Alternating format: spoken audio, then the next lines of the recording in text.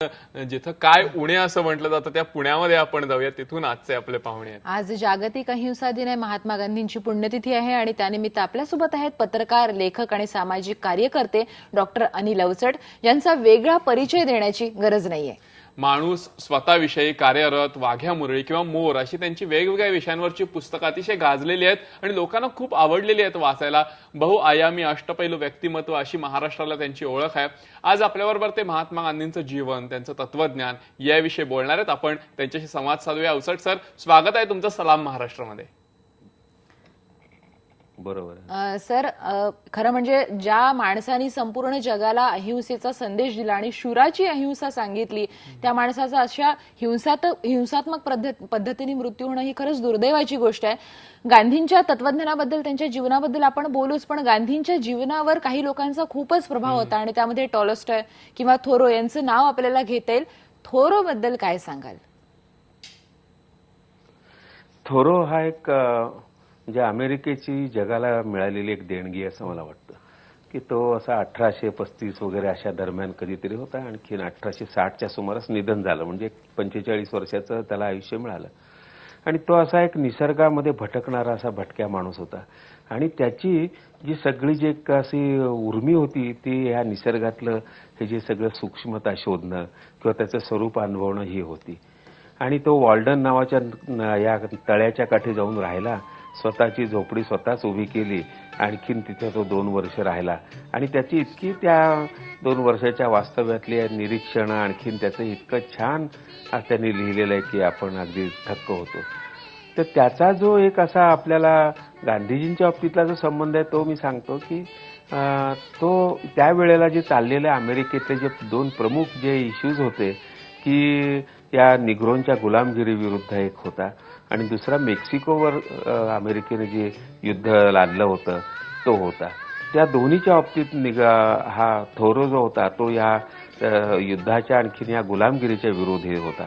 आणि त्यामुळे जसा तो एकटा होता आणि एकांडा होता आणि निसर्गामध्ये असा तो राहायचा, तरी तो समाजाशी बांधलेला होता आणि त्यांनी त्या संबंध याच्यामध्ये भूमिका घेतली होती।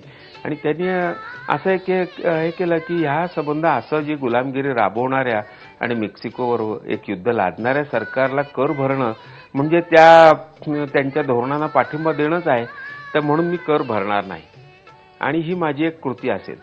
मी काही जास्त मोठी या सरकारला उलथवून टाकू शकत नाही किंवा काही नाही, पण माझ्या हातात असलेली एकच कृती आणि त्याची शिक्षा मी भोगायला तयार आहे।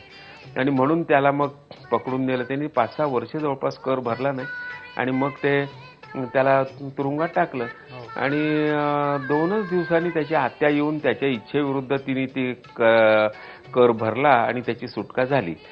ते त्या 2 दिवसाचे अनुभव सुद्धा त्यांनी फार छान लिहिले आणि त्याच्यावर त्याचा एक असा अतिशय छान निबंध आहे की सिव्हिल डिसओबिडियन्स म्हणजे सविनय कायदेभंग असा। आणि हा जो सविनय कायदेभंगाचं तंत्र हे जे त्यांनी शोधलं हे जगात पहिल्यांदाच असं वापरलं गेलं होतं।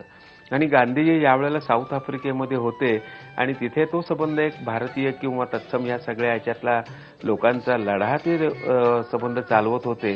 त्यावेळेला त्यांनी थोरोचं ते पुस्तक आणि त्याच्याविषयीचं त्याचं जे हे वाचलं होता, तो निबंध वाचला होता आणि ते म्हणाले सगळ्या त्यांच्या मित्रांना आणि यांना की अरे हे तुम्ही थोरो वाचा, आणखीन थोरोचे माझ्यावर खूप ऋण आहे आणि त्याचा तो शब्द सुद्धा त्याच्याकडनंच मी घेतला आहे। असं जे संबंध सविनय कायदेभंग हे जे संबंध गांधीजींनी एक असं एक तंत्र त्याचं अधिक विकसित केलं, त्याला एक सत्याग्रहाचं स्वरूप दिलं की ते असं होतं की मोठ्या या पाशवी शक्तीविरुद्ध सर्वसामान्य माणूस कसा उभा राहू शकेल का त्याने हातबल होऊन ते सहनच करायचं, तर तो उभा राहू शकतो आणि एक छोटीशी कृती करून तो उभा राहू शकतो आणि त्याची शिक्षा भोगू शकतो। तो असा त्या शिक्षेपासून पळून जात नाही, त्या शिक्षेचा तो आनंदाने स्वीकार करतो। हे त्याचं तंत्र गांधीजींनी वापरलं। त्यामुळे गांधीजींचा तो एक प्रकारे गुरु होता आणि असे त्यांचे अनेक असे गुरु होते। नक्कीच अवचट सर, थोरो बद्दलची ही जी भूमिका आहे तुम्ही स्पष्ट केलीत, गांधीजींच्या जीवनावरती प्रभाव होता, पण ज्या पद्धतीनं थोरोनी प्रभाव टाकला, टॉल्स्टॉयनी प्रभाव टाकला, त्याप्रमाणे गांधीजींचं अहिंसा तत्व हे संपूर्ण जगाभरामध्ये मान्यता पावलेलं होतं। त्यांचा आपल्या सगळ्यांवरती कुठं ना कुठं थोडासा प्रभाव आहे। तुमच्यावरती सुद्धा तो नक्कीच कधीतरी पहिली भेट गांधीजींची तुमची झाली असेल आयुष्यात, त्याच्याविषयी जाणून घ्यायचंय। पण त्याच्या आधी सलाम महाराष्ट्रामध्ये एक वसुंधरा छोटासा ब्रेक घेऊयात। पहा फक्त IBN लोकमत।